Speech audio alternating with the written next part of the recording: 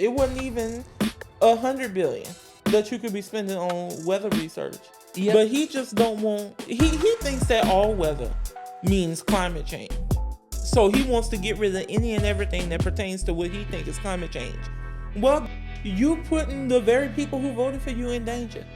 Louisiana, Mississippi, Alabama, Florida, Texas, all voted for your dumb ass. And North Carolina could get hit too. About to say, don't forget about North Carolina. South Carolina, North Carolina. Bitch, your ass could get hit. It ain't unfathomable for a hurricane to go to DC.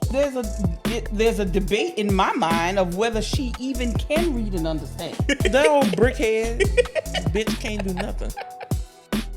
Duckhead ass. I'm sick of her.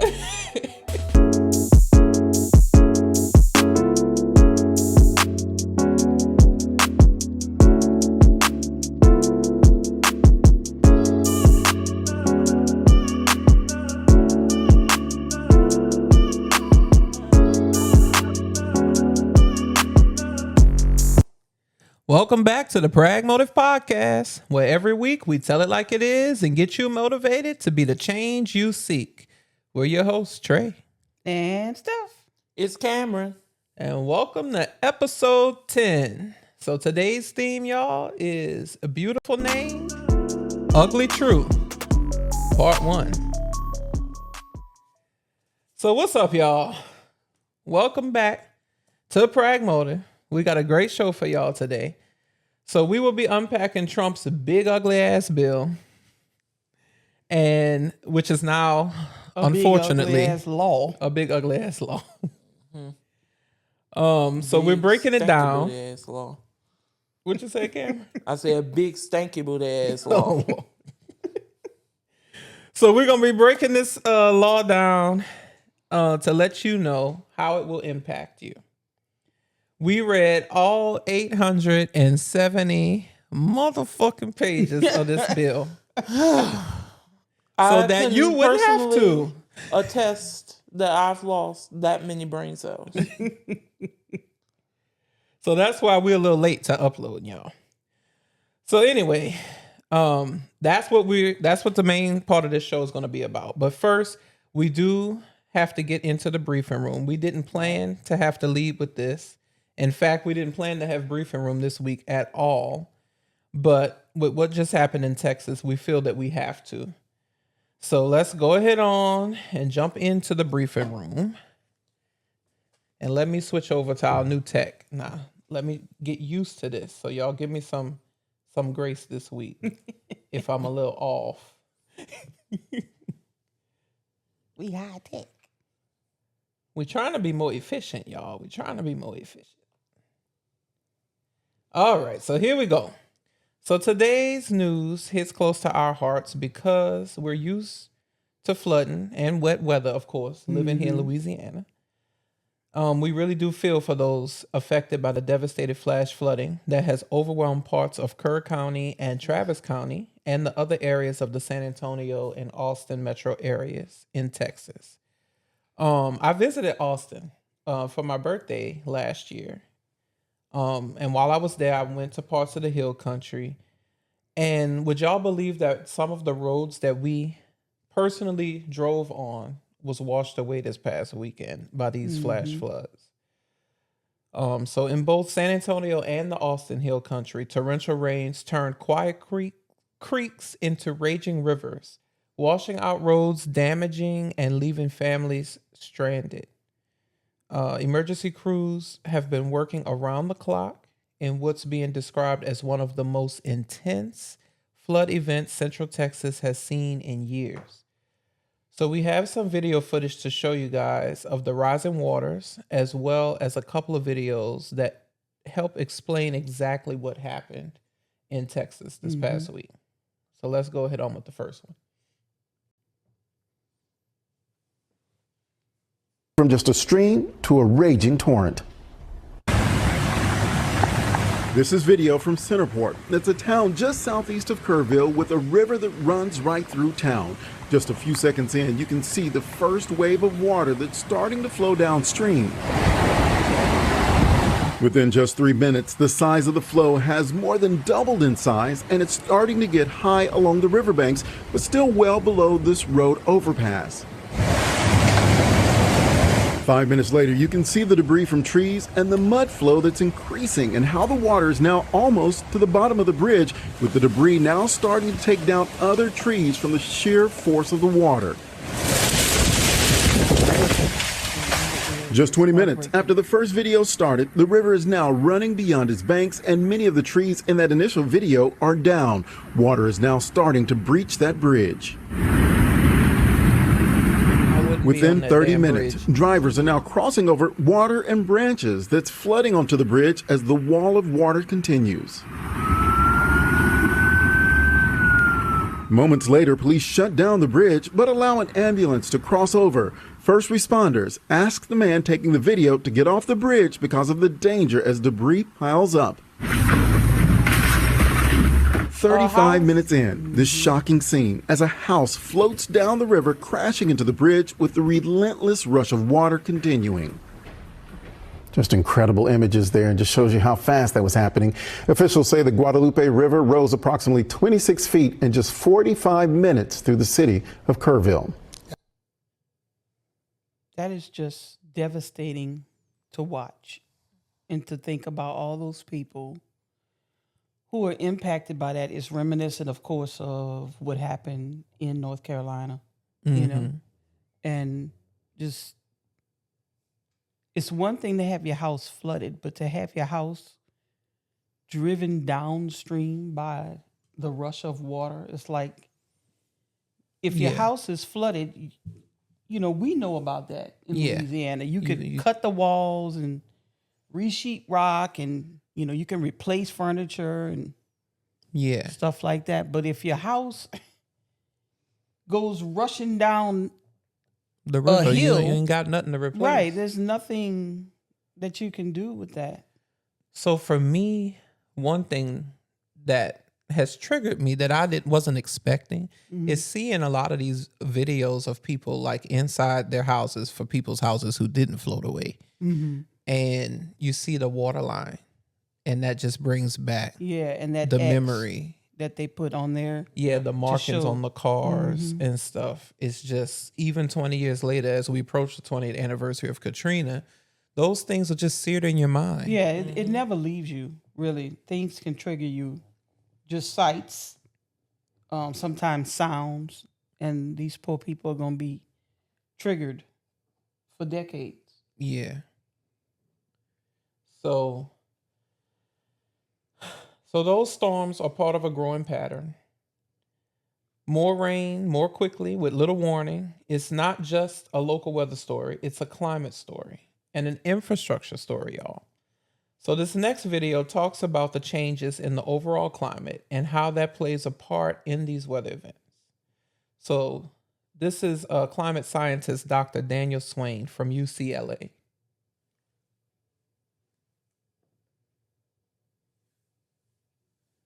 As rescuers in Texas search for survivors of the deadly flooding there, CBS News is learning the worst hit areas of the Lone Star State saw 12 inches of rain per hour on July 4th.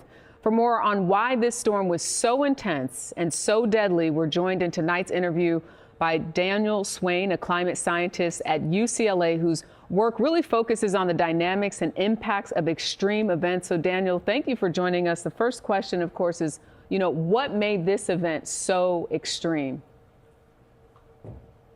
Well, thanks for having me. You know, in this case, as is usually the case with any extreme weather event, there was a confluence of multiple factors that came together to make this event as intense and as devastating as it was. And of course, there was a broader region in Texas, Hill Country region, that experienced a heavy rain event over the past weekend. But the real focus has been on the Guadalupe River region, where just an incredible overnight deluge, torrential thunderstorms dropped inches of rain per hour for several hours. hours on a sustained basis. Really, the ingredients in place were an extremely moist air mass, one of the moistest air masses that we've seen in Texas at this time of year historically, combining with some residual spin in the atmosphere from a former tropical storm Barry, plus an unstable atmosphere. And unfortunately, that's a combination that led to torrential thunderstorms that just moved over and over the same regions repeatedly. What role does climate change play in all of that? And just help people who aren't following sort of the nitty gritty of that argument, you know, that people have, how this impacts an event like this, climate change.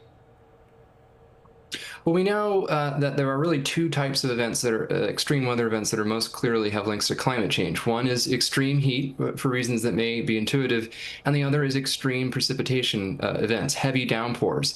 And that's because in a warming world, the atmosphere acts essentially as a progressively larger sponge with each fraction of degree of warming capable of holding more water vapor. So it doesn't mean it rains more all the time, but it means that the ceiling on how intense precipitation can become in its most extreme form, as we saw, unfortunately and tragically, the after effects of which this weekend in a warming world. So as we see more of these events because of that extreme heat and extreme precipitation that you talk about, should we just expect these things that we like to call historic to be no longer historic, and that these sort of deadly storms could happen more frequently?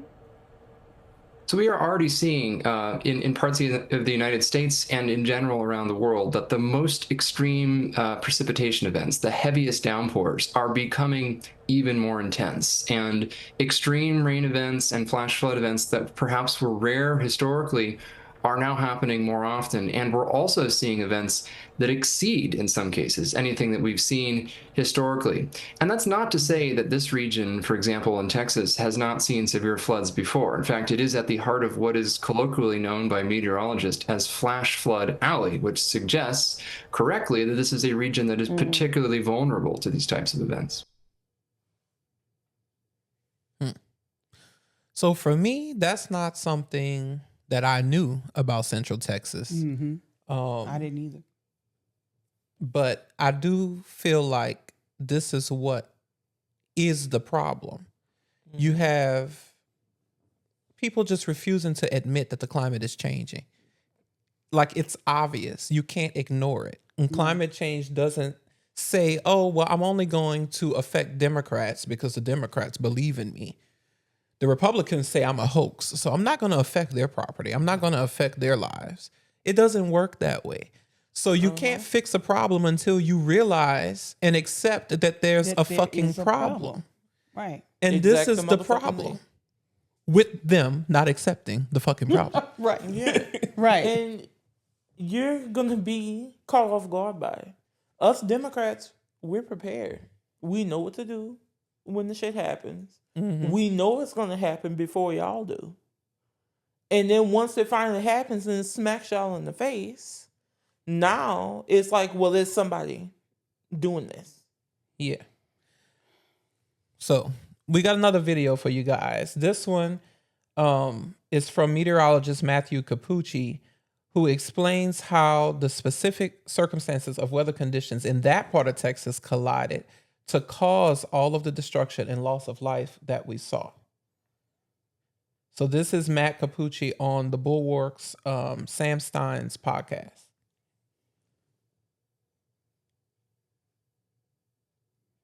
Hey guys, it's me, Sam Stein. I'm here with Matthew Capucci, who is our favorite meteorologist.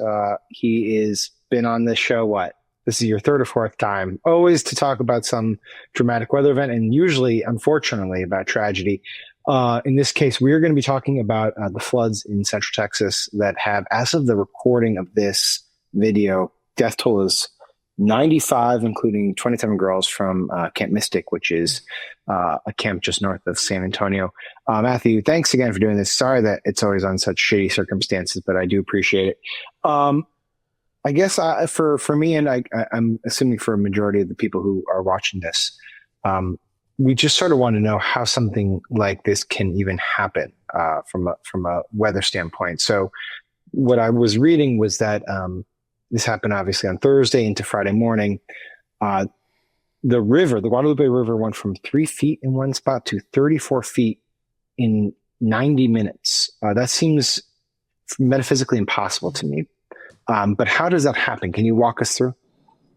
Yeah, so this is Texas Hill Country. This is where they have wineries. It's the Edwards Plateau. The terrain is very favorable for flash flooding. We see this essentially once every generation or so. You know, the typical flow rate for many of these smaller streams or tributaries is only about 1,000, 2,000 cubic feet per second. And suddenly during a high-end episode like this, you can multiply that by 100 in only an hour, 2 hours time. That's why the water level spiked so quickly.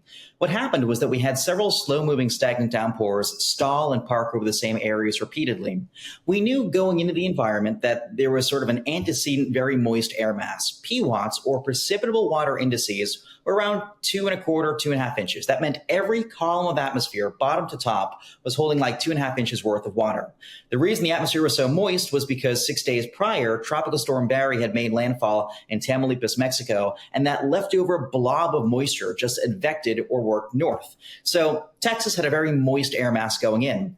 The big question, though, was whether or not anything would form, because we didn't really have any fronts. We didn't really have any large pressure systems. There was nothing really obvious as a trigger. And so that's why going in, we knew the potential was there for some flooding and some downpours. But if this seemed like sort of a poorly forecast event, indeed it was. What wound up happening was that something called a mesoscale convective vortex, a leftover swirl from earlier since dead thunderstorms off to the west, kind of worked eastwards and parked over hill country. And what that did was focus storm activity. You got storms parking for a while, but also it just kept feeding that moist air mass into the storms. So it was like there was this storm that was just ingesting a fire hose of moisture, and we got 3, 4, 5 inch per hour rainfall rates for a couple hours.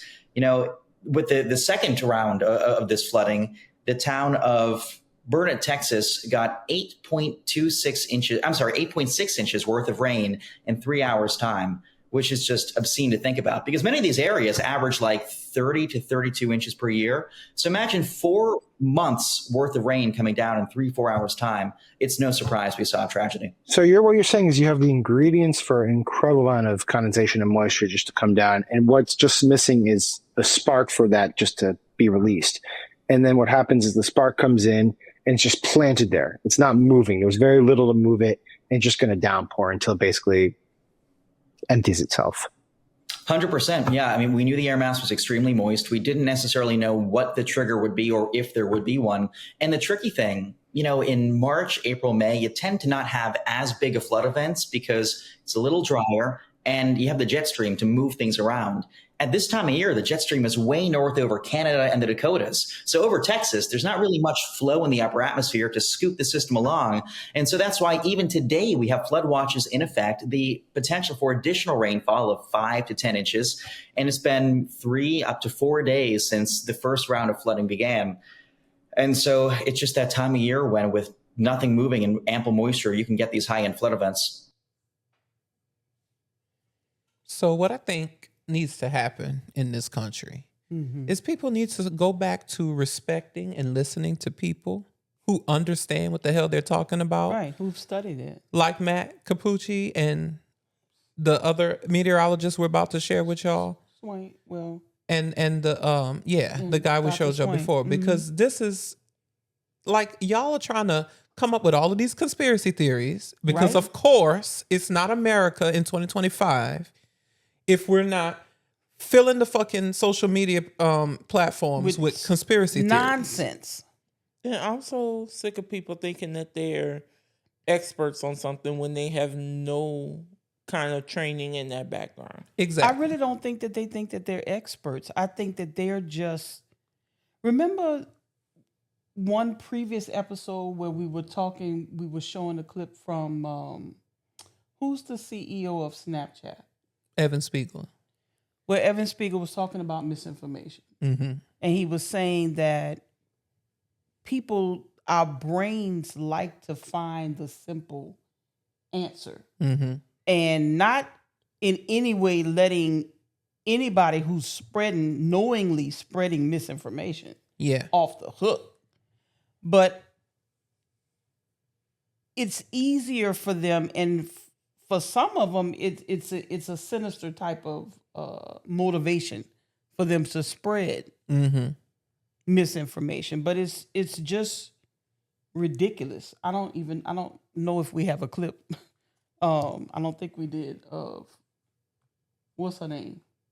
No, we don't have a clip of what Marjorie Taylor Greene did, but basically, I don't know all of the ins and outs about the things that she's posted, but on the surface, it was about this cloud seeding shit that we're about to get into. And it has caused people around the country to go around attacking the damn radars.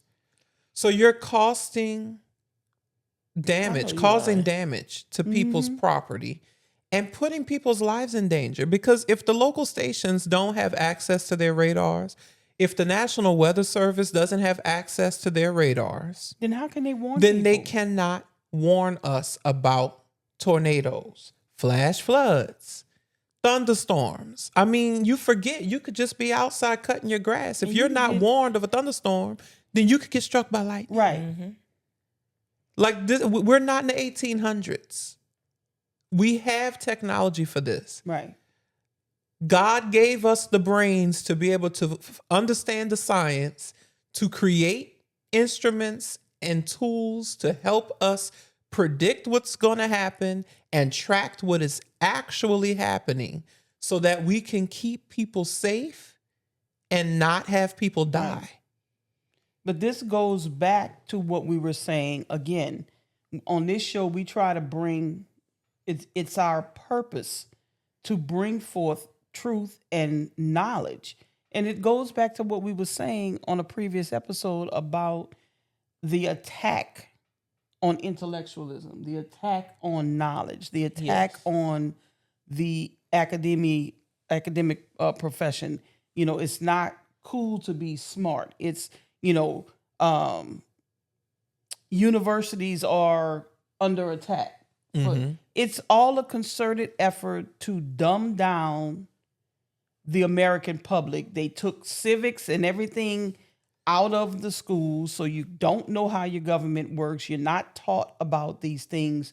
You're not encouraged to participate because they want to be able to do what they did, which we're going to talk about with this big ugly ass law. They want to be able to do those type things. And this is specifically why we're doing this 2-part series on this bill, now a law, because you need to know what they have shoved into it and hid, and why they forced it through at 3 o'clock in the morning. And when is it going to start? And how is it going to affect you? Yeah. So it incenses me, but it just reinforces why I'm doing this. Yeah. So Matt also, I'm sorry, you had something you want to say? Go ahead. When you're less informed about stuff, you're easier to control.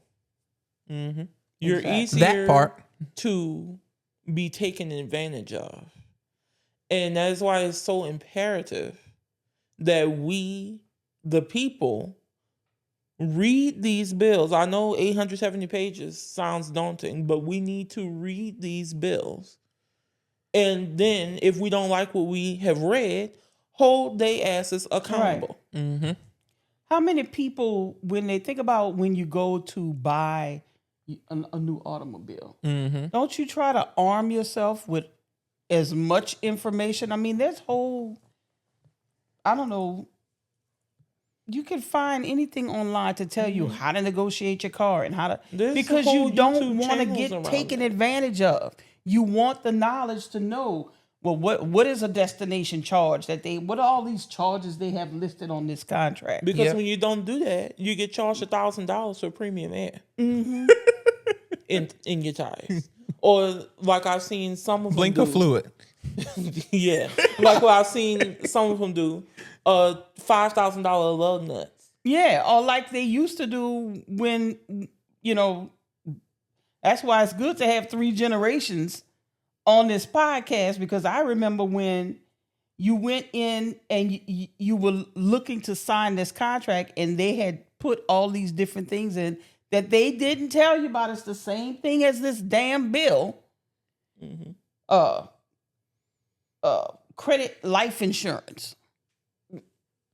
In your car loan? $4,000. Yeah, in your car loan. Or 16. I mean, I don't know what it was. It was over $1,000. And it would make your note go up. But of course, and that's why they ask you, well, where would you like your note to be? And then they just back in. Yeah. You know. And to see the few times. Don't ever answer that question. Yeah, I don't answer that. When I went in the deal those few times, no. It's not where about, I want the price of this car to be. Right. Yeah. So I ain't paying no motherfucking markup. Matt also went on to post this on Facebook, y'all, about these ridiculous cloud seeding conspiracy theories. Yeah. So his post says, let's talk about cloud seeding and flooding. Lots of conspiracies floating around, which is especially disappointing in the aftermath of a disaster that killed 109 people. This is the deadliest thunderstorm-driven U.S. flash flood since July 31st, 1976, when 144 people were killed in Big Thompson Canyon in Colorado. Does cloud seeding exist? Yes. Does it have anything to do with floods? Nope. Are we sure? Yes. Are we going to get misinformed folks chiming in the comments with outlandish conspiracies that defy basic physics and earth sciences? Also, yes. Cloud seeding is the process by which researchers inject aerosols, usually silver iodide, into the atmosphere in minute concentrations. Interestingly, ground up table salt may soon be used, and the concept is showing more promise. The idea is that sometimes raindrops need a bit of extra help forming. If you look into the sky right now, odds are you see plenty of clouds, but most clouds don't produce rain. Clouds are made of moisture, but most of the time that moisture doesn't fall. That's because cloud droplets are small and light and can float. The point of cloud seeding is to seed, quote unquote, the clouds, or release small condensation nuclei that moisture can condense onto. Cloud droplets coalesce into bigger droplets and even raindrops that are heavy enough to fall. With 100% relative humidity, it was already raining a lot. You can't create a 50,000 foot thunderstorm by seeding the clouds and get more moisture out of them. That's just a silly thought. You have the next graphic, Kyle? Yeah, there we go.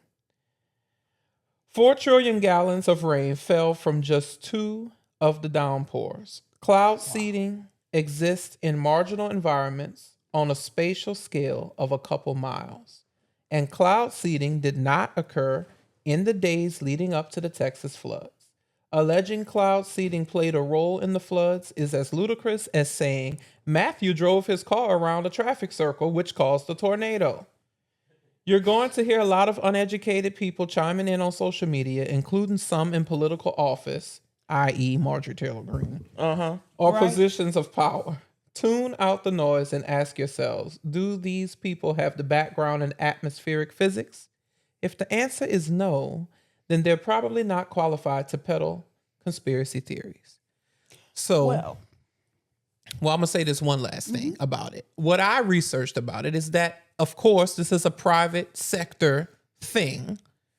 They use it a lot on ski slopes so that they could create more snow to keep their business going. I mean, if we could do that, if we could actually create weather like on demand, I'd have it snowing right now. Well, we can't agree that everybody in this country should have access to food or shelter or health care. So how the fuck would we all agree what day of the week it should rain? Nah. And when we should have, windstorms or whatever you need. All of these things occur in nature and they need to happen. That would just spiral into World War III right there. So, where my camera at? Listen up, Marge. If cloud seeding could cause that much motherfucking rain, where would there be famine and spots on this earth where you couldn't grow food because of drought. Exactly. Because whoever came up with that would sell that shit in a minute. Mm-hmm. With the quickness. And we wouldn't have to, there would have never had to be a USAID helping to feed millions of people and stop them from dying from famine that y'all motherfuckers took away. Mm-hmm. Mm-hmm.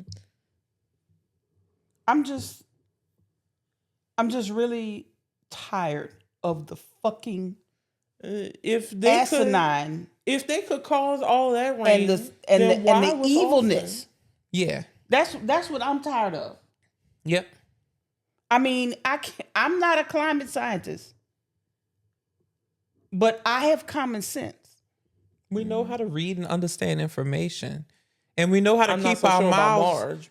We know how to keep our mouths shut until we have read and understood what we're about to talk about. Well, there's a debate in my mind of whether she even can read and understand. That old brickhead bitch can't do nothing. Duckhead ass. I'm sick of her.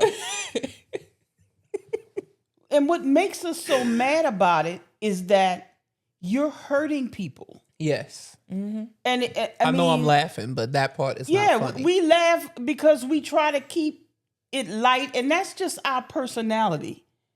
To poke fun and to laugh, it's like laughing through the pain almost. Mm-hmm. And this is not a laughing matter because people lost their lives, but you're gonna make a bunch of other people lose their lives, dumbass. Mm-hmm. Mm-hmm. I can't with them. So another thing that has happened this week that's really not sitting right with me is you have them bulbs like Marjorie Taylor Greene spreading those conspiracy theories. And then you have people on the left who don't mean as much harm by this. That too. But they're spreading the misinformation that Donald Trump's budget cuts caused this. And while Donald Trump's budget cuts is devastating for all of our safety, it's going to put all of us here on the Gulf Coast in grave danger this year. We should not make light about that. That is true. Right. Because what he did, one of the satellites that he cut access to the local meteorologists from having, and to the National Weather Service for that matter, from having access to, will not allow them to track the hurricanes unless it's daytime. I mean, so if you have a landfalling hurricane at night, they're not going to be able to tell you if this hurricane is spinning into major metropolitan areas like major population centers like Houston, or coming into big portions of the Gulf Coast, places like Florida. If it's coming in and it has tornadoes embedded in it, they're not going to have access to be able, so go look that up from reputable meteorologists and they'll be able to tell you the in-depth, effects that'll have. But this is what our local meteorologists, who I trust a hell of a lot here in Louisiana, because I mean, look at what they got to deal with all the time. They have experience, especially, the people, Rob Perillo, who I follow here in Acadiana. And, for years, he didn't train on them, but he's, he has trained a lot of other meteorologists who have gone on to be great meteorologists. And then, me growing up in New Orleans and, being from New Orleans, we followed people like Carl Arredondo. And Nash Roberts. Yeah. So we pay attention to our meteorologists down here because we have to. You have to. And if I get sucked up by a tornado or flooded out or blown away by a hurricane because it wasn't predicted because of his ass, I will haunt him. Yeah. And that's the other problem with this is, we already have, on one hand, very good technology that keeps people safe, but it's not nowhere near where it needs to be. I mean, the lead time that we had for Katrina, which was 20 years ago this year, When I left school Friday afternoon, there was no talk of a hurricane coming to the city. It was going to Florida, yeah. We didn't know until Saturday at like 1 o'clock that we was actually needing to pack up and leave for a hurricane. So between Saturday afternoon and Sunday morning, we had to pack up our whole lives and hit the highway and evacuate the city. Right. Now imagine you having to do that. So you fast forward all these years later, and still with Laura, with Delta, with all the other ones I'm forgetting last year or in 2020, a few years ago, you've had all of these different hurricanes coming, and we still didn't know until the last minute exactly where they was going to go. So we have a lot more learning to do. They still can't really predict the intensity forecast of these hurricanes. So why would you cut the damn budgets? You need to be funding them. That's just as important as the fucking defense budget. That's part of Homeland Security. You could spend $800 billion on that, but you can't spend. It wasn't even that much. It wasn't even $100 billion that you could be spending on weather research. Yep. But he just don't want. He thinks that all weather means climate change. So he wants to get rid of any and everything that pertains to what he thinks is climate change. Well, bitch, you putting the very people who voted for you in danger. Louisiana, Mississippi, Alabama, Florida, Texas, all voted for your dumb ass. And North Carolina could get hit too. I was about to say, don't forget about North Carolina. South Carolina, North Carolina. Bitch, your ass could get hit. It ain't unfathomable for a hurricane to go to DC. Well, times two, because he spent most of his time in Florida. Yeah, so your ass could get hit in DC and then be like, I need a break. And take your ass to Mar-a-Lago. I forgot for a second. And then get hit again. And not know because your ass cut the shit. Now that would be a week. And I'll laugh my ass off. You bastard. All right, so Scott Pele is another meteorologist who's here in Louisiana, and this is what he had to say on social media about it. He said, the 2025 Texas floods reminds me of the 2016 Louisiana floods. Both were unnamed systems, not hurricanes, not tropical storms, just extreme, relentless rainfall fueled by near-record atmospheric moisture. Several river gauges rose 30 plus feet in just hours in the Texas disaster. Over 100 lives have been lost, making it the deadliest non-tropical U.S. flood event in nearly 50 years. So let's answer a few questions. This wasn't caused by NOAA budget cuts.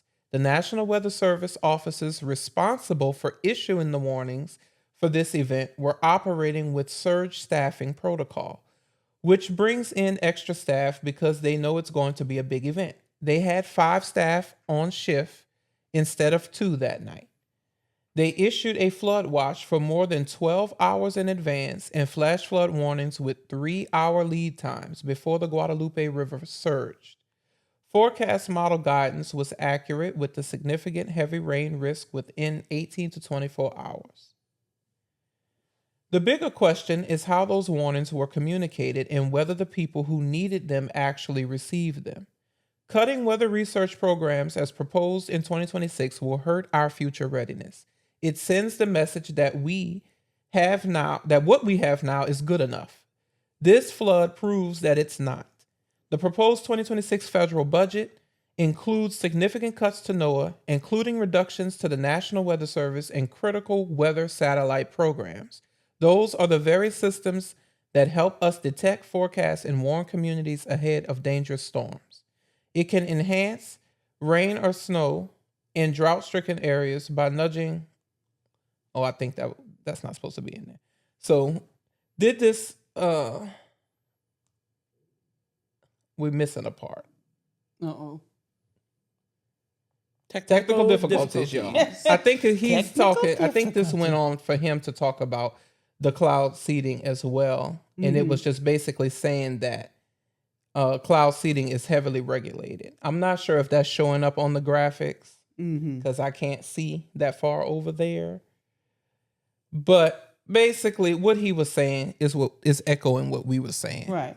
Which is that we cannot afford to cut our research.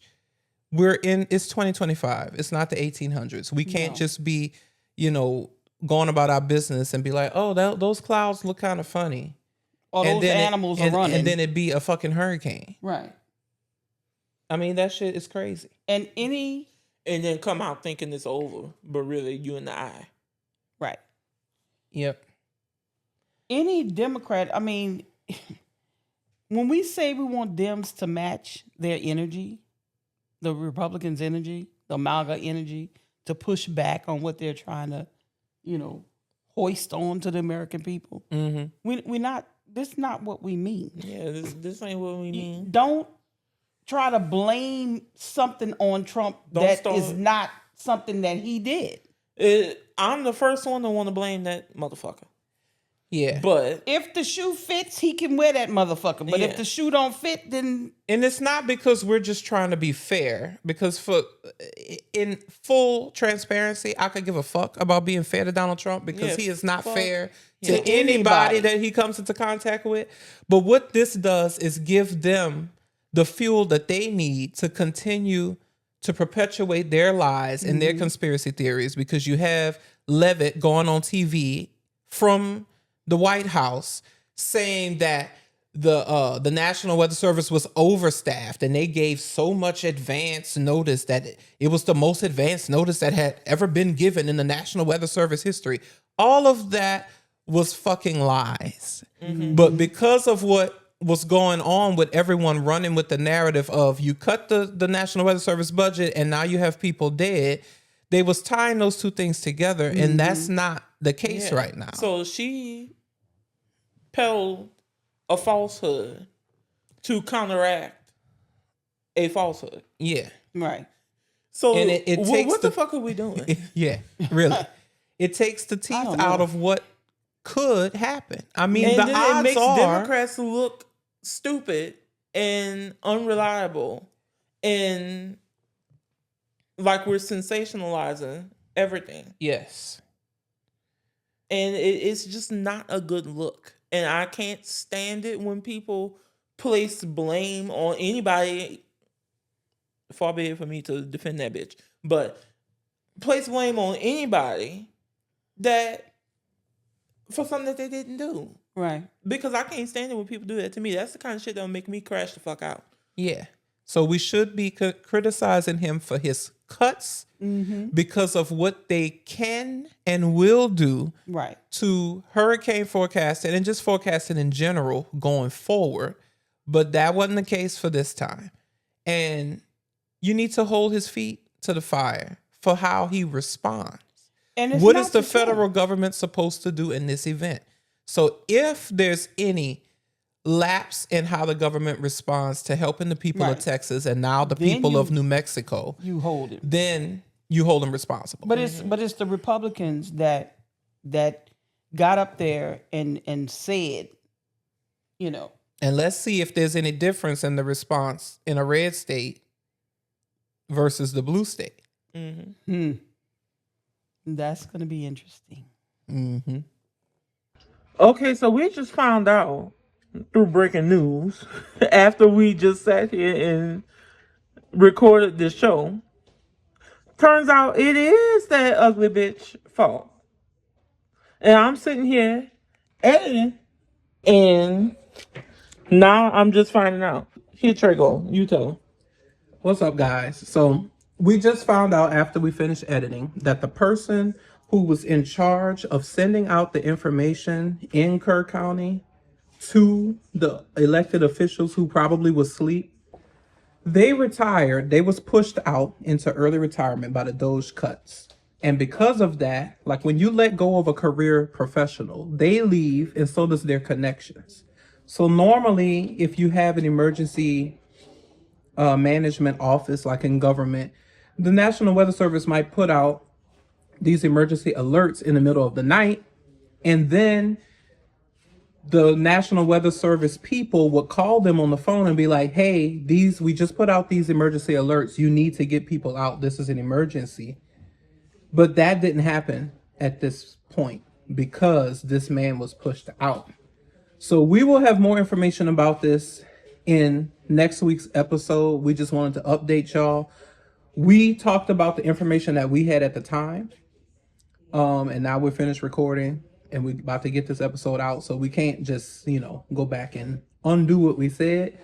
But we said those things with the information that we had at that time. So we will update y'all in the briefing room in next week's episode about how all of this really is Donald Trump's fault. So stay tuned.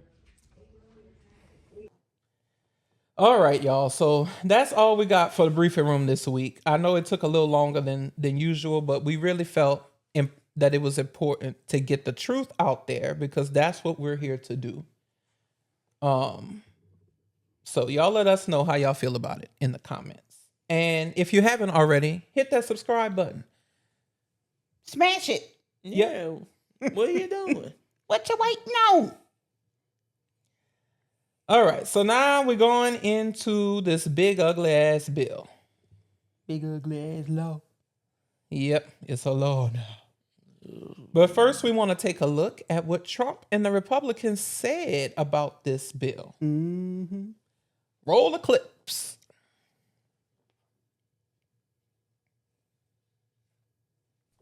But they're always off every single time when they project economic growth. They always underestimate the growth that will be brought about by tax cuts and reduction in regulations. Look, when we did this in 2017, the first 2 years of the Trump administration, we literally brought about the greatest economy in the history of the world, not just the U.S., because we got the government off the backs of the people who create the jobs, and we allowed hardworking Americans to have more money in their pocket that they could take home. We're doing that again. Remember, in this big, beautiful bill, the reason we call it that is because there's benefits for everybody. It's geared for hardworking Americans, lower and middle income Americans. Lies. No tax on tips, no tax on overtime, no tax on interest on car loans if you buy products made in the USA.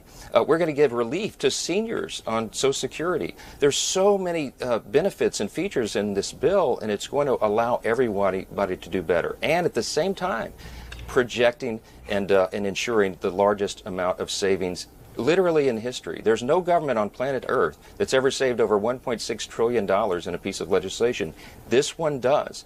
And so when you reduce government spending and you allow people to keep more of their hard-earned money, the economy grows, and that's exactly what's going to happen here.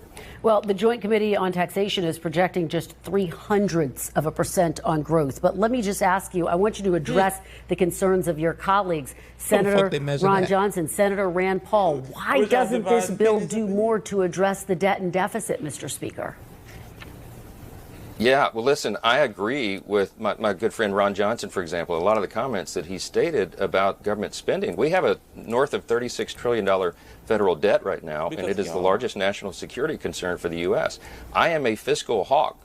Many of my Republican colleagues in the House feel the same way. But we didn't get in this situation overnight, Kristen. It took us decades, many decades of Congress's, frankly, mismanagement of the public fisc to get in this situation. And the last 4 years of the Biden administration increased spending dramatically. So it's going to take us a while to get out of it. We can't flip a magic switch and reverse it overnight. But this is the largest step forward in the right direction that Congress has ever made. I liken this to an aircraft carrier. You don't turn an aircraft carrier on a dime. It takes a mile of open ocean. This is the biggest turn in that wheel that we would have had in generations. And this is the first of a number of steps. This is a key point. This is not the only reconciliation bill. We're going to have a second budget reconciliation bill that follows after this, and we're beginning next week the appropriations process, which is the spending bills for government. And you're going to see a lot of the DOGE cuts and a lot of this new fiscal. Whoa, that was a threat. So wait, of shit. Did you see how he kept his face like straight to the camera? Because if he would have turned his head anyway, you'd have seen how long his nose was. Mm-hmm. Lion, Sacker, you know what you just said. I'm trying to clean up my language. Well, I'm make it hard. So this is oh Lord. What is it? What else can I say? Lying sack of bull pucky. Here is the Orange talk about how people won't get cut off of their insurance. Mm.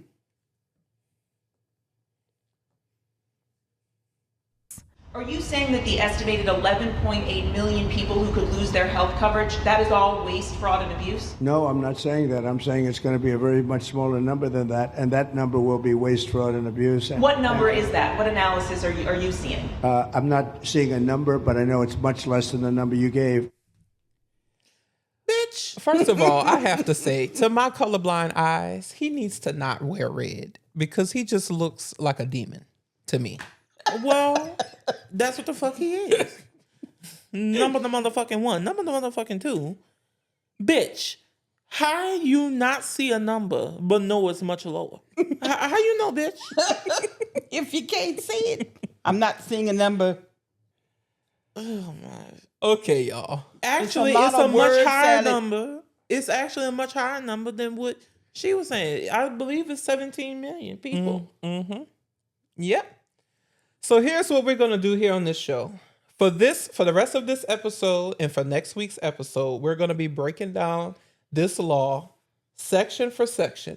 Everything that we feel was the most important, because if we had to break down every section, we'd be here for the rest of the season. This would be a 10-hour podcast. But we ain't going to do that. So what we're doing is we're going to break down the most important parts for you guys. We're going to show you what the law says. And we're going to break it down and extend our segment, tell it to me like I'm 5, and actually tell you what it says in layman's terms so that you can understand it. And hopefully by the end of the next 2 episodes of this podcast, you will understand what your government has done and is planning to do, and how you can act accordingly. And how it's going to affect you. And most importantly, how you can plan accordingly. Mm-hmm. So let's go ahead on and start with the first one. This is the reevaluation of the Thrifty Food Plan. Now, if y'all like me, y'all probably asking yourselves, what in the actual fuck is the Thrifty Food Plan? Food Plan. Say that 3 times fast. I know. I couldn't even say it once. The Thrifty Food. So as you can see on your screen, you see what the law says. That is SNAP. Yeah, this is AKA food stamps. Mm-hmm. And now you can see the bullet points. So I'm just going to go ahead on and summarize it up. In 2021, the Democratic Congress and the Biden administration updated the Thrifty Food Plan to include a 21% increase in SNAP benefits across the board. This big ugly ass bill changes this. Starting October 1st, 2027, the new law rolls back the increases created under President Biden and limits updates to the Thrifty Food Plan, which is the basis for calculating SNAP benefits, to only inflation adjustments. This means that future increases in SNAP will not reflect changes in the cost of healthy foods or new dietary recommendations. This effectively reduces the purchasing power of food stamps. Larger families are capped at 200% of the base 4-person household allotment, even with more than 8 people. Also, you can no longer count as much utility payments towards your expenses. Right now, households receiving energy assistance can deduct a higher percentage of utility costs. Going forward, only the elderly and disabled will get the standard utility deduction, and internet expenses will no longer count at all.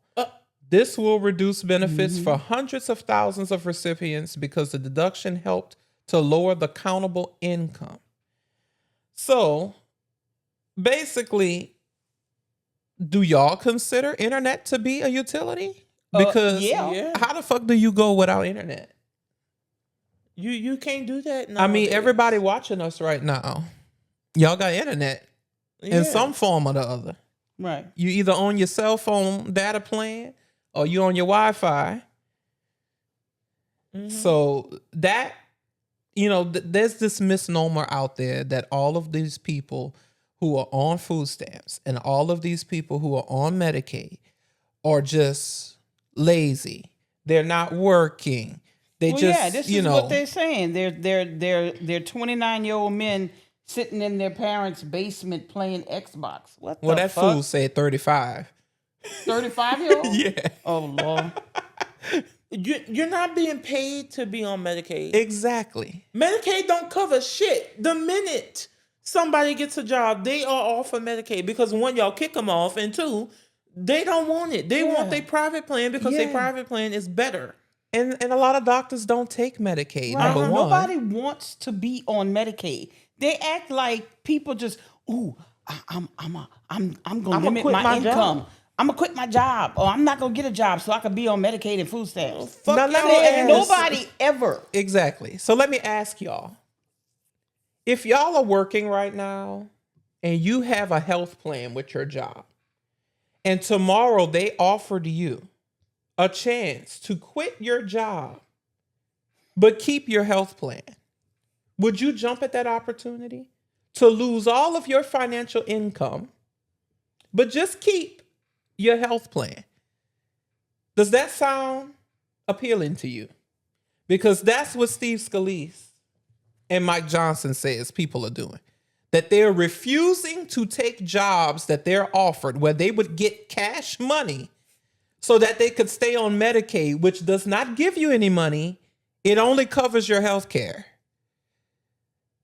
Trust me, every single person on Medicaid would take the chance to have a job that gives them private insurance and money instead of staying on Medicaid with no money. You can't being regulated to seeing doctors who they might not want to see. You can't tell Clico and Con Ed or any of these other utility companies build my Medicaid. You can't go to the grocery store and say, swipe my Medicaid card. They just want poor people to get poorer. And the way they justify taking from and the I know poor, we're messing up the algorithm with this one, but we can't help it with this one. The way they justify taking the money from the poor and for things that help people who are in need and giving tax cuts to the rich is to vilify the people who are receiving those benefits. Yep. Y'all out here turning people into ghosts. And just with impunity, and you just don't care. All while y'all gleefully take advantage of your government socialism. Yeah. And your government funded healthcare. Right. Your government credit union, your government healthcare, your 6-figure government salary, and your cushy ass government working hours. But how about this? A lot of those people who are congressional members, Senate and House, they're rich. Mm-hmm. Because y'all use y'all's position to not only make money from books and speaking engagements, which I really don't fault y'all for, but then you also use your knowledge of shit as a congressperson or a senator to trade on the stock market. And it's so illegal. And I bet you, if we could get the records, which I know we'll never get, but if we could, I bet you even the ones who are rich still have Medicare paying first before their private insurance plan. Mm-hmm. Because y'all don't want them co-pays. Nah. So here's the next thing that they're changing in SNAP benefits. The Food Stamp Work Requirements. So this one big beautiful bill act now requires individuals to prove that they are working, volunteering, or receiving work training for at least 80 hours per month, which amounts to 20 hours a week.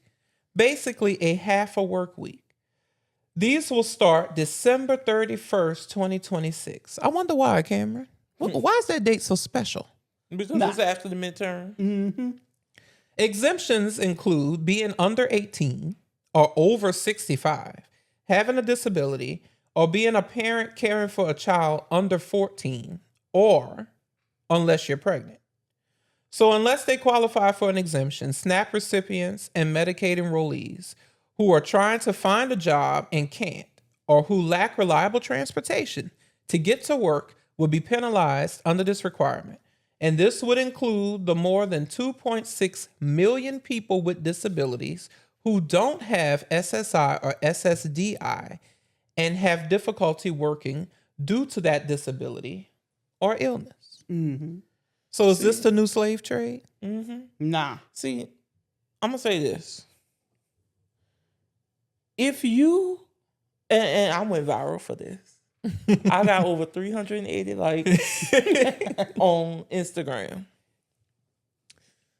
If you fear the consequences for doing something so bad that you make it take effect after the opportunity for the country to hold you accountable for it, then that tells me that you shouldn't be doing what the fuck you doing.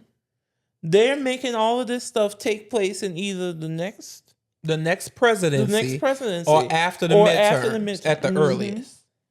So I don't care if y'all don't feel it at all. Vote their ass out because this bill is just that fucking bad. And please make sure, this is just my fear, because this is what happens with the Republicans all the time, because I will fucking die on this horse. This inflation and the economy that drove people to run back to Donald Trump, that drove even Democrats to feel disillusioned with the Biden-Harris administration, was all caused by COVID. Why was COVID so bad in America? Because of the mismanagement by the Trump administration. He literally stood on national television in the White House as president, the sitting president of the United States, and told Americans to inject bleach into their skin.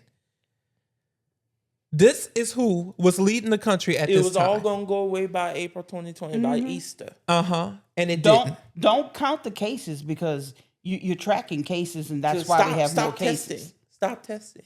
So now, when all of that shit hit the fan, and people couldn't go to work, and things had to be shut down, the entire economy had to be shut down because people was dying just by going to work. That's how you get inflation, because the demand for these things don't stop. People still needed food. They still needed toilet paper. They still was trying to buy televisions. They still needed the services that the regular economy delivers. But what didn't they have? The supply. Right. So that drives up the cost for everything. It was a multifaceted issue, because while demand for that kind of stuff went up, demand for gasoline went down. So much so that I believe oil barrels was almost free. Like, was almost $0 a barrel. So much so that gas prices plummeted. And then the oil companies cut the production. But then when Donald Trump, after not capitalizing on the shutdown, mind you, by not getting a vaccine or invoking the Defense Production Act to get masks made so that everybody can wear masks, this motherfucker politicized wearing masks. If you're a Democrat, you wear masks. If you're a Republican, you're not wearing masks. This motherfucker also didn't do anything else to mitigate the pandemic, and then opened the economy and country back up like nothing happened. And so the economy came roaring back. The demand for gas came roaring back. But there wasn't no supply. Because one, the oil companies cut the production, and two, the truckers was out sick. And then the same thing was happening at the ports. All the ports was shut down because the workers were out sick with, you guessed it, COVID. And all of that turned into this inflation that y'all then put on President Biden when it was not President Biden's fault. And then you went running back to Trump, and now look at where the fuck we are. So please, for the love of all that is holy in this world, don't do it again. So please put this down as a reminder. Set a reminder on your personal assistant. And I'm not going to say their names because I like y'all better. That one. Because I don't want to trigger. If I say it, all y'all if you shit's say going to go it, one off. of them going to come on, look. We got the one that starts with an A, just lit up. Yeah. And if I say the one that starts with an S, she going to light up too. But anyway, just remember this. So that in 2026, at the end of 2026, so basically 2027, when this takes effect, y'all know who did it. And you know who did it in 2029 when we have a new president. Hopefully. Mm-hmm. Well, we will have a new president. Well, we will have a new president. If we don't have a new president in January 2029, the United States of America is not going to be a country, because the Constitution clearly states that Donald Trump cannot be president in January 2029. I don't know if this was AI, but I swear I saw something on Instagram with him unveiling a Trump hat 2020. He did, but he could do all that bitch kind of wearing shit. hats every time he out now? Yeah, because I saw a picture of the side of his head. That shit thinning. It's thinner. All right. What's on top look the same, but what's on the side is thinning. So I believe that he got a horseshoe head. I believe he got hair around the side and the back of his head, and all that on top is just a toupee. That's called a bozo cut. Bitch out here under that shit look like Trevor fucking Phillips. All they need is a rubber nose. Oh, shit. All right. Now we're going into Medicaid. So this is section 71107 of the bill. So you should be able to see it on your screen right now. So this makes you have to reapply every 6 months instead of every year now, making you have to fill out complicated paperwork and provide documentation twice as much as before. All from the party who criticizes government overreach and bloat and red tape. The Nonpartisan Congressional Budget Office, or CBO, estimates that the OBBA will cut federal spending on Medicaid and Children's Health Insurance Program, CHIP, benefits by $1.02 trillion, due in part to eliminating at least 10.5 million people from the programs by 2034. Because of the new limits the law places on Medicaid eligibility, this will increase the number of uninsured people. It also restricts states' ability to raise revenue to fund their own Medicaid programs. States will be forced to reevaluate their budgets to try and offset the shortfalls or cut services. Most states' budgets, as we outlined on episode 2 of this podcast, Let's Leave It Up to the States, will not be able to meet this demand. Nope. So services will have to be cut. People will be kicked off with no alternatives for their health care. They will be forced to go to the ER for routine health problems.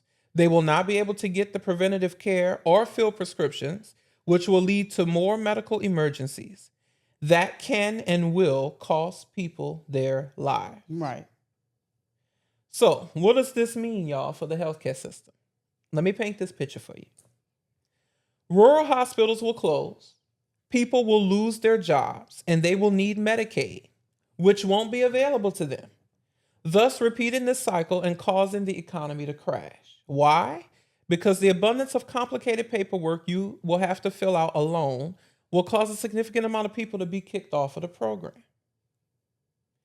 So when these people go into the hospital and they can't pay for their services, the hospital's going to have to eat that cost. And then the people with private insurance, rates are going to go higher. Your premium is going to go higher because you're going to have to cover the cost that the hospital can't eat until it gets to be too much for even that to cover. And then that hospital will have to close its doors. And then you're going to find yourself with top-notch private insurance, not even having a place to go. At first, it's going to be, oh, I used to have a hospital around the corner from me, but now I have to go 40 minutes. So imagine having a heart attack and having to travel 40 minutes to get emergency services. And in the red states, they're not going to have any hospitals. No. So y'all going to have to leave the state. So a lot of people are confused, mainly because some states try to reduce the stigma around Medicaid by rebranding it with friendlier names. But let's be clear, a new name doesn't mean you're immune from Donald Trump or the Republicans' new law. So they're still coming for your coverage. And if you're on Medicaid, no matter what it's called, you're still at risk of losing that coverage. So for example, in California, Medicaid is called Medi-Cal. In Colorado, it's Health First Colorado. In Louisiana, it's Healthy Louisiana. But remember, no matter what it's called, the cuts will still apply. Right. So other rebranded Medicaid programs that will be affected include Connecticut's Husky Health, Massachusetts Mass Health, Maine's Maine Care, Vermont's Green Mountain Care, Washington's Apple Health, Oregon's Oregon Health Plan, Arizona's AHCCCS, New Mexico's Turquoise Care, Kansas Can Care, Wyoming's Equality Care, Nebraska's Heritage Health, Iowa's IA Health Link, Minnesota's Minnesota Care, Wisconsin's Badger Plus Care, New Jersey's NJ Family Care, Indiana's Indiana Health Coverage Programs, including Hoosier Healthwise, Care Connect, and HIP, Missouri's MO Health Net, Oklahoma's Sooner Care, and Hawaii's MedQuest. So it's not a joke. Many people will be affected. Make no mistake about that. And every member of Congress who voted for this ugly ass bill will keep their government funded health care. Right. While you can't go to the doctor or can't get your medicine. Then you tell me you saw it in real time personally when you were visiting the doctor? Somebody who didn't know that the health plan that they had was Medicaid? Yes. So I had talked about this a lot, like on previous episodes, y'all, and on my vlogs.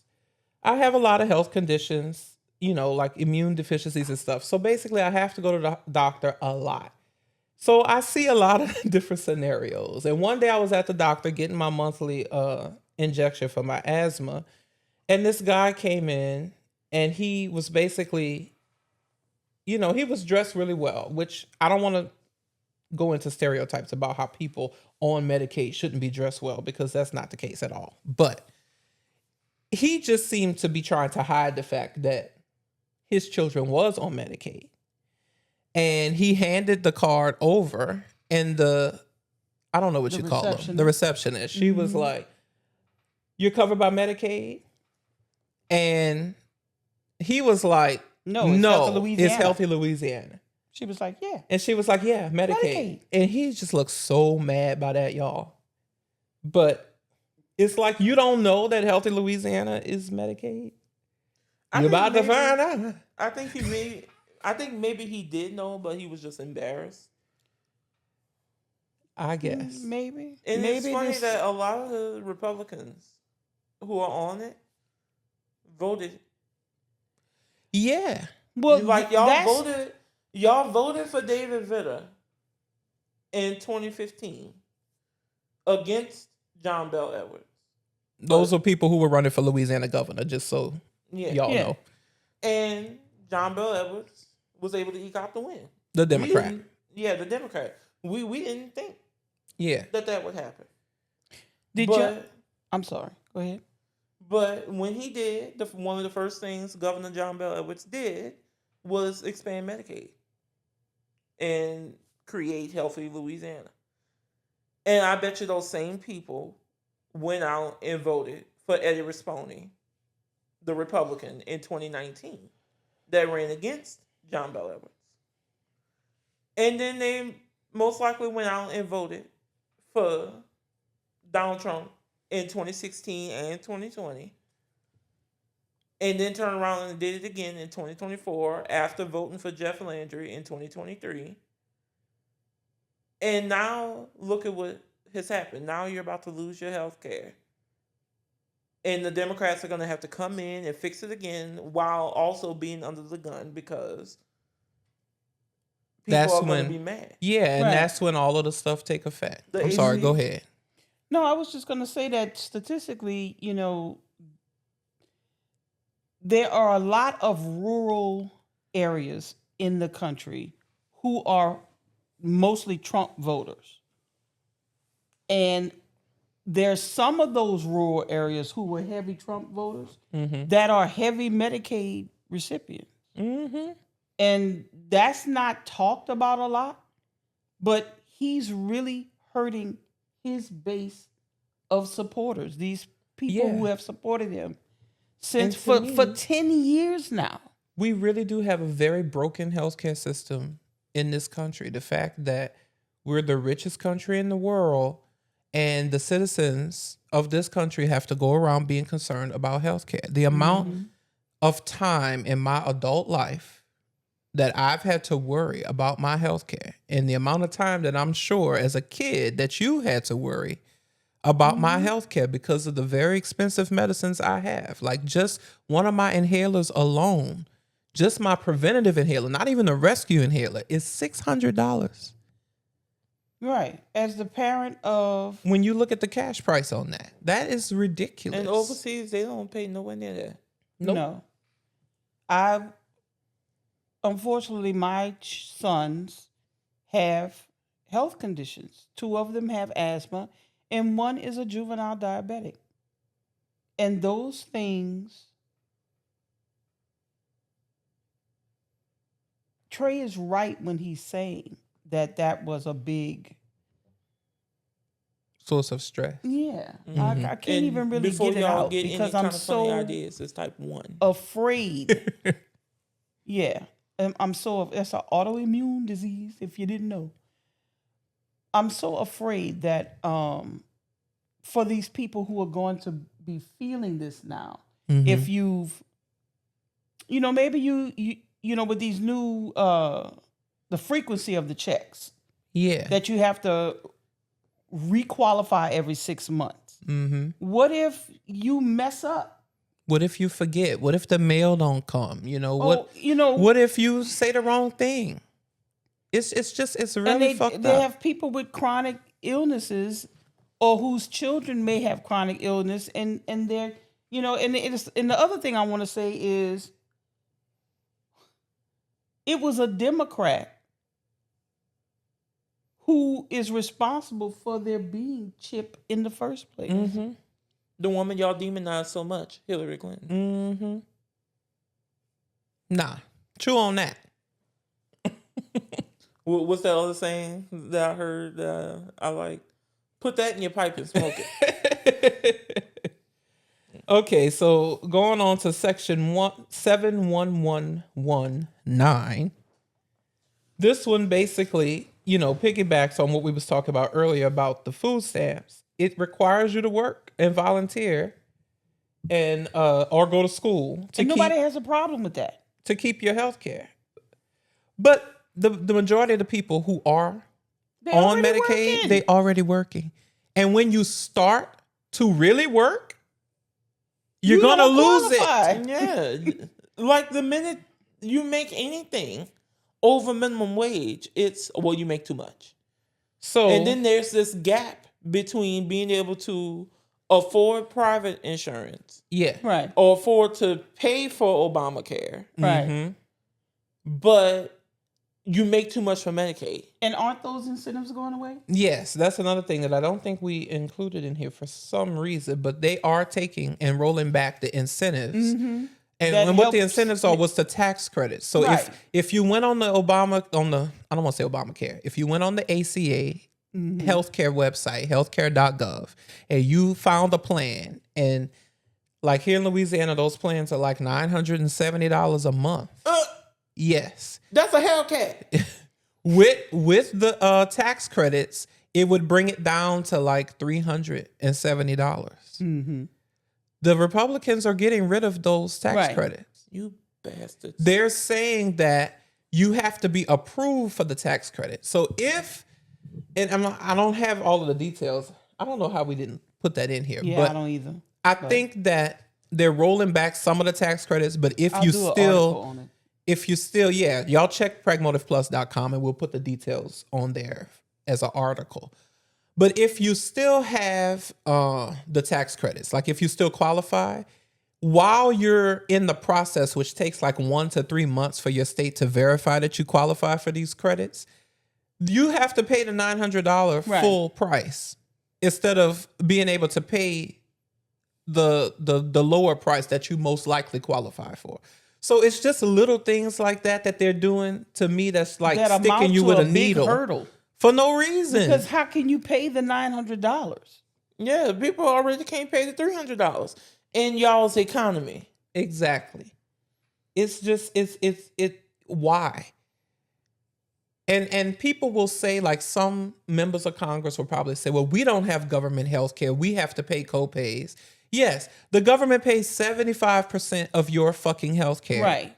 I'll pay the co-pays. Right. I don't care about paying the co-pays. I just need the insurance so I don't have to pay $800 for a fucking inhaler.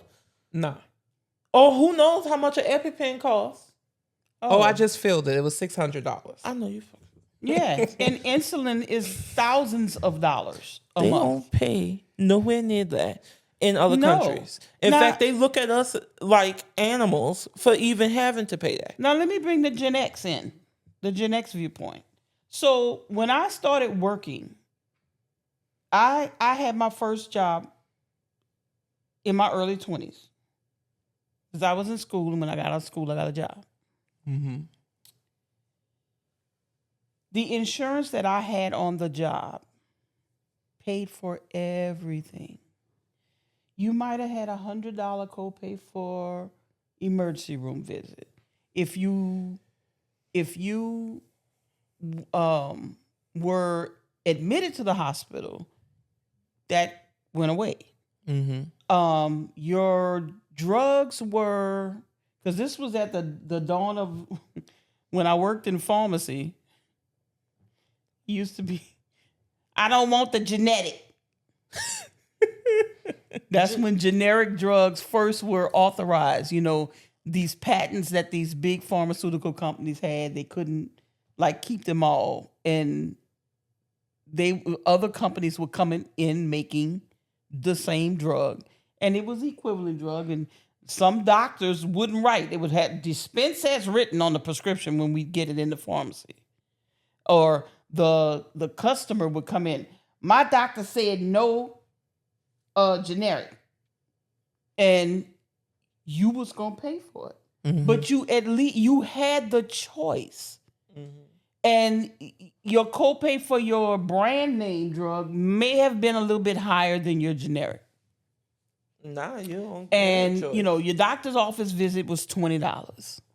And it wasn't a difference, if a specialist. And then slowly, they started to implement what you see now. But what you would pay in your check a month, what I paid in my check, every check, a bi-weekly check for family coverage. What, $980? No, nowhere near.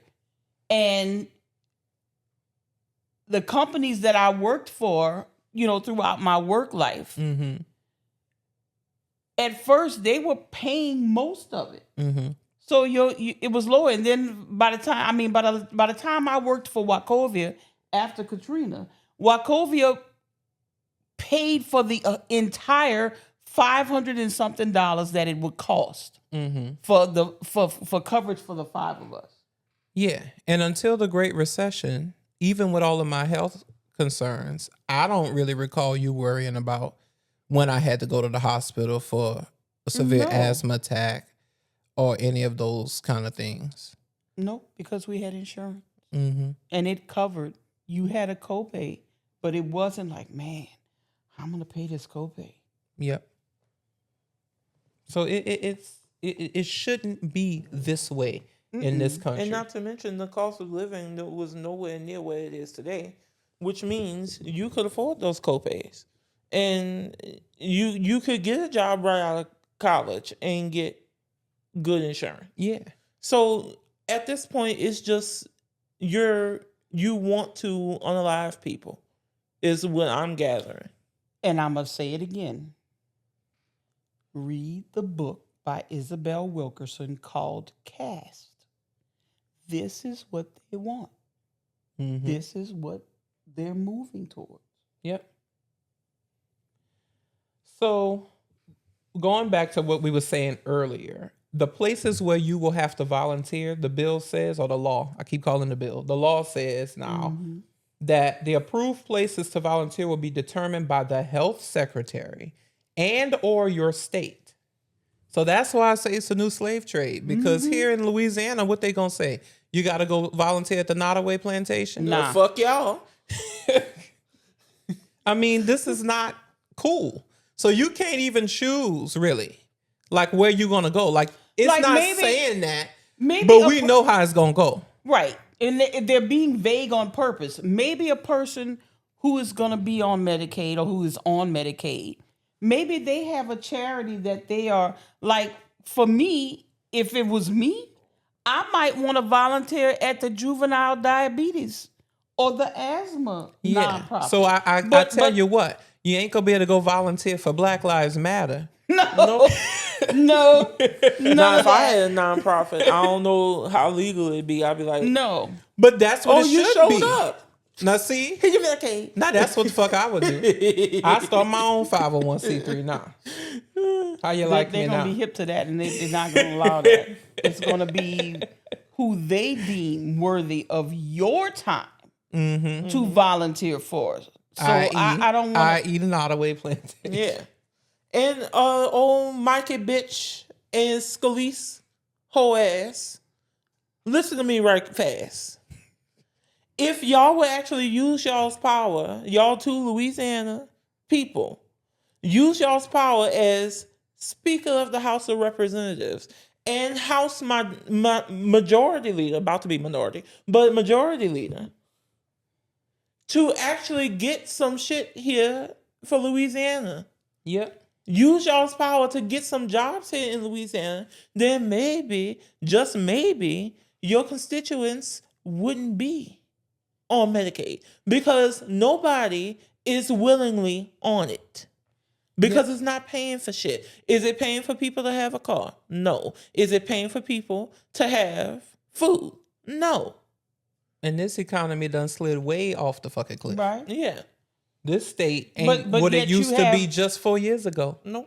Yeah, but yet you have the governor That on national TV on a hot mic talking about how we're just conditioned to lose in Louisiana. No, he said that with his whole chest. He didn't that wasn't the hot mic. I thought that was the hot mic moment. That wasn't. He said that. He said it with his chest. Out front. And a little leprechaun. That's why that sign was on the thruway. Governor Landry is a weenus. They sure did put that on that. I wanted to get a picture board. of it, but I never So they could took remember. it down because they have a new place there now. It's called Sharks Chicken and Fish. Yeah. Okay, so the last thing in this part is there are no exceptions if you are sick and not hospitalized. So let's say you got measles. Or you was volunteering and somebody came there with a cold and they Without gave a you mask. pneumonia. And now you're at home recovering from this pneumonia. You still got to go volunteer at Nottaway because you're not exempt. Uh-huh.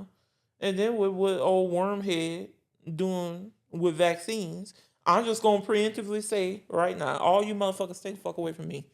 Yeah. And if another motherfucking person roll up on me talking about don't wear masks, you shouldn't wear a mask. Mind your I'm gonna go motherfucking clean business. off. See, they ain't approached me with that. And that's crazy because I wear masks everywhere because I have to. And I've been waiting and praying for them to come up to me, especially on days when I'm in a bad mood. Don't wear masks. Don't get vaccines. That's what she told us. You need a vaccine in your fucking brain, bitch. She caught me on the right day because the New Orleans would have come out. You need a brain injection. All right, now we're moving on to air traffic control Oh my and God. NOAA. So, the remote towers use cameras, sensors, and AI to manage air traffic without on-site humans. So most of these upgrades, telecom, radar, displays, etc., will be outsourced to private defense and tech firms like Raytheon, Boeing, Lockheed Martin, and Honeywell. Same ones that inflate costs and miss deadlines with little accountability. Skilled union-protected air traffic controller jobs in smaller cities could be eliminated or relocated.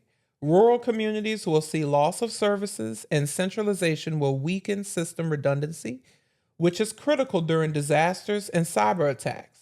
The public doesn't benefit with centralization, automation, and the removal of human judgment in life and death situations.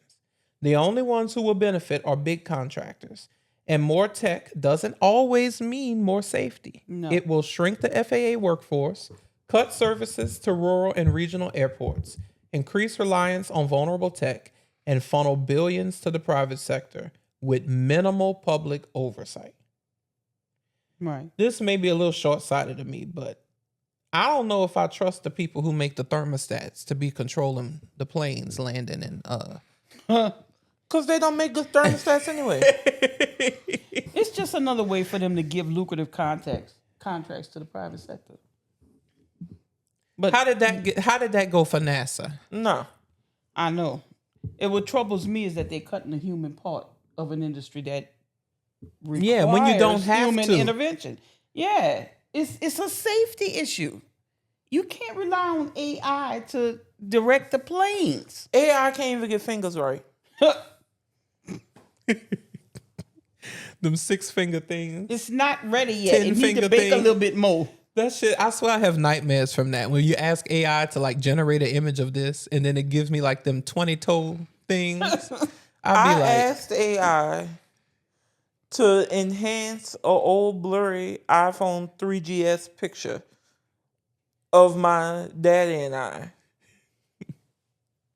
from 2011. And them motherfuckers at ChatGPT did both of us dirty. But Kameron, I don't think ChatGPT is for enhancing photos. You need like Mid-Journey or something. If it could do that. Oh, it said it could. And it said it could do it. Okay. So then I say, okay, here's the picture. And they made us look like some fucking watered down, fucking weird looking motherfuckers. You look like that Bill picture Like I got if on you- there.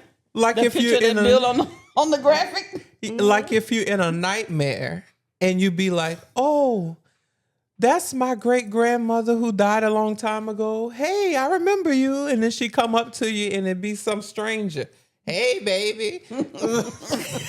Oh, hell That's no. what that shit remind me of. But anyway, we got to keep it moving, y'all. So here's what they're doing to the National Oceanic and Atmospheric Administration. I said it on the first try, y'all. 40008 is the section we're talking about. And they are defunding the agency that tracks storms and issues warnings. Yep. Lives will be lost because people will not be forewarned and prepared. More scenes like what is going on in Texas will happen, but it will be undeniably Trump and the Republicans' fault at that point, especially when hurricanes are making landfall and meteorologists can't track the damn storm because it's nighttime. That's one of the satellites that Trump has decommissioned. So that's what we was talking about earlier. Yep, they're taking back the funds that was issued under the law, under the Biden administration. Yeah. It's like they just want to claw back everything, all so they can give the cuts to the wealthy who don't need the cut. Yep. So now we're going into the patented fucking saying that they love saying. Drill, baby, drill. Oh, my goodness. This is Y'all are section... the most sad, dry baby, sad. fucking people. Y'all can't curse right. Y'all can't talk right. Y'all say things like, that's a big nothing burger. What the fuck is that? And then y'all can't name shit. And then you going with what Trump say. What Trump decided to name shit with his mush brain ass. I am so beyond fucking tired of y'all. Words ain't been invented yet. Yeah. This really like it's not it's gonna affect a lot of people. It's gonna affect everybody. They act as though, with the climate. Especially with the damn planes. I mean, they're already falling out the sky. No, I'm talking about what we getting ready to talk I about. ain't That fucking- part, true. I ain't fucking but going I'm talking nowhere. about what we getting ready to You talk don't about. have to go nowhere. I have the newest app. This is the last tangent, I promise. The newest app that I'm I've addicted seen to him with that app. is the Flight Tracker app. Y'all. And every time the planes go over our house and all the windows rattle and shit, I go on the app and I'll be like, where this plane going? And it tells me where it took off and where it's headed. And they've been getting so annoyed with me. I'll go to them, Flight Tracker. And I tell them, I'll be like, oh, they took off from Cancun. They heading to Denver. So yeah, you ain't gonna be able to hide from a camera. You can stay in the house if you want. It still could crash. But yeah, this next thing, drilling on protected lands. So this is section 50104. And what this one does is the bill forces the federal government to open up more land in Alaska's Arctic National Wildlife Refuge, specifically the coastal plain, to oil and gas drilling. It sets a timeline and minimum acreage requirements for new leasing and overrides previous slowdowns on or environmental concerns.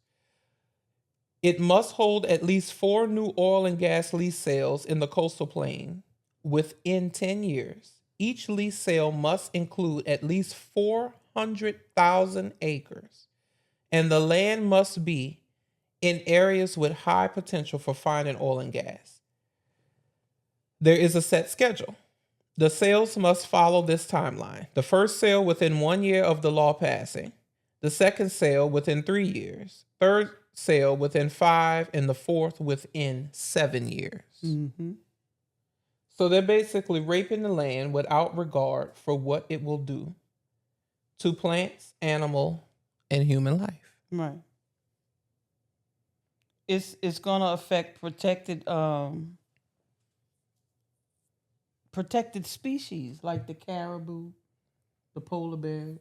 It's gonna affect them. I mean, this whole law really is for me evil. It's just distressing. No, where the damn polar bears go? Nowhere but on people's porch. And it's just stupid. The bill is just stupid because we don't export. We're not a huge exporting country, to my knowledge. I mean, we export a lot. We export a lot, but we don't. The way our oil system is set up, it's not like it's set up for. Oh, you're talking about Saudi exporting Arabia. oil in particular. Yeah. We don't export that much oil compared to the other countries, especially OPEC. Mm-hmm. Mm-hmm. And so what are we going to do with all of this oil that is being produced? Well, there's a world market for oil. I haven't studied how all countries, that but you produce flooding oil, supply, and you ain't increasing demand. It's gonna lower the cost of everything. Either that, or it's until it's worthless. Yeah. They don't. Or it's gonna think piss far OPEC enough. off, and They they must might not do be something. good chess players. They ain't good. You got got to look at things from all different sides. So the next Donald part, Trump don't even play checkers well. the next section is 50105. And this part of the bill forces the federal government to restart and expand oil drilling in the National Petroleum Reserve in Alaska, a massive ecologically sensitive area of public land on Alaska's North Slope. It overrides more recent environmental restrictions and brings back a Trump-era drilling plan from his previous term. It ignores more stringent protections put in place by Biden. Alaska gets a bigger cut right now. All monies go to Treasury, but starting in 2034, Alaska will get 70%. Well, damn. All the way in 2034? Yeah. So listen to this. That the NPRA is the largest tract of undisturbed public land in the country. 23 million acres. It is, again, a vital habitat for endangered species. And this puts the whole thing on the table. Not 10% of it, not one, I mean, when you look at how many leases they're supposed to make available over the next, 7 years? They, 7 years. They haven't placed any limits on it that I saw when we were reading about it. But also that the NPR, the National Petroleum Reserve in Alaska, is home to more than 40 indigenous communities. They rely on it for their subsistence. There's still indigenous peoples who live with the land. They don't live on the land. They live with the land. And it's going to affect them. Besides all this, what if there's an oil spill? You trying to offload. Mm-hmm. In that cold of a climate, they said it will make it very, very, very hard to clean up. Yep. So because he's promising, they're promising this money to go to Alaska, they say this sets a dangerous precedent that potentially will block future administrations from reversing it without a big fight. Mm-hmm. So now we're moving on to the next section. Fuck them parks, they say. Right. Section 50304. This will devastate areas prone to wildfires and habitat loss for wildfires. Forests. I cannot. Forests are critical carbon sinks. More cutting equals more emissions and less carbon capture. Right. A dangerous trade-off during a climate crisis. So for context, 250 million board feet is enough lumber to build roughly 16,000 to 20,000 homes per year. So logging can have major effects on watersheds, wildfire, and indigenous lands. Communities living near these areas may lose decision-making power over what happens in the forest. So they're doing a similar scenario with the Bureau of Land Management with 5 20-year contracts, increasing sales year over year at a rate of 20 million board feet each year. So you're doing so the Forest Service, they want 40 20-year logging contracts. Again, to me, it's just a way for them to reward the big corporations, because it ain't gonna be no mom and pop. No, and y'all building all these damn houses. Who gonna afford them? Well, that's not all they use the lumber for. But I'm just saying, you're decimating pristine areas that should be preserved. I'm sure a lot of those people who be chopping the trees or whatever. How about you reuse the lumber that's already been? Nah. How about recycle, reclaim? So now, y'all, let's move into the next section. And this is the last section for part 1. So the last section for this episode. And this one is titled, Who Needs to Breathe Anyway? This is section 60002.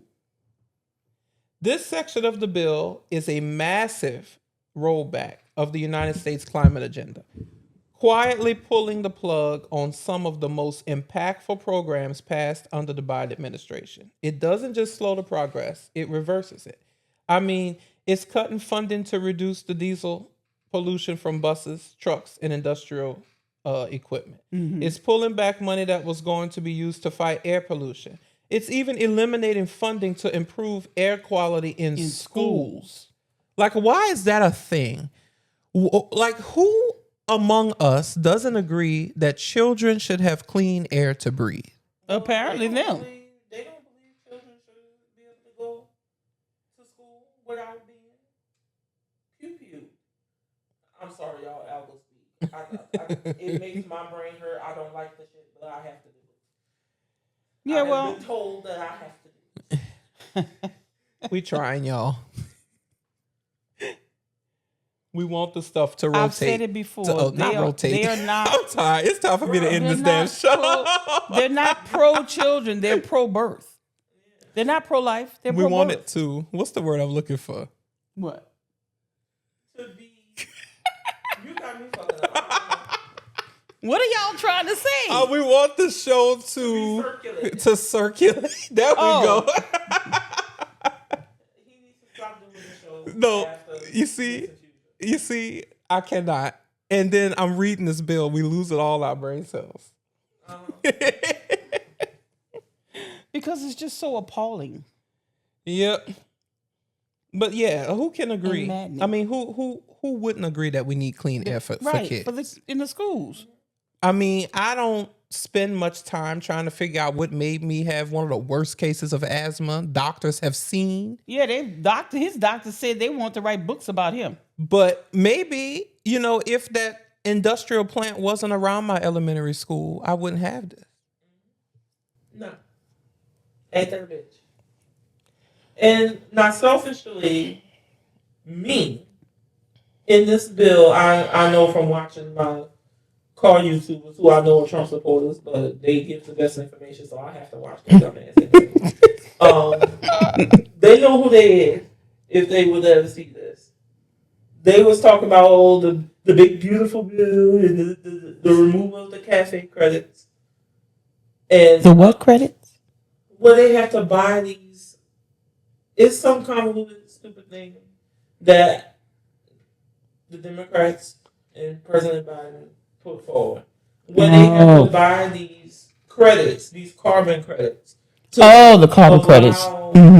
For the federal government to allow them to build cars like the Hellcat. Oh, okay. I didn't know it as cafe credits. Okay. That's what they call, but I've always called them the carbon credits. Yeah. They have to buy those credits from companies like Tesla that only do electric vehicles in order to be able to make those cars, which is basically a fine that they have to pay for every health. So Elon was making money on selling the credits? So, all right, y'all. So that is all for part 1 of breaking down this new ugly ass law. Right. We will see y'all next week for part 2. So thank y'all so much for watching, especially because y'all made it to the end of the video. Ta-da! Or the podcast. I keep saying video. Don't forget to follow us on all of our socials, y'all. We are at Pragmotiv. You can connect with us online or on our website at pragmotiv.com. You can also subscribe to get bonus content, including our bonus episodes at pragmotivplus.com. But not while we're doing this series. So just for the next 2 weeks only, we will not have bonus episodes, but we will, resume them once we finish the series of breaking down this big ugly ass bill. But you can always binge watch our past episodes, especially last week's episode where we talked about how Kamala still would have lost if everyone had voted. Only at pragmotivplus.com. So we appreciate y'all. And until next time, remember to stay prag motivated. Peace. Peace.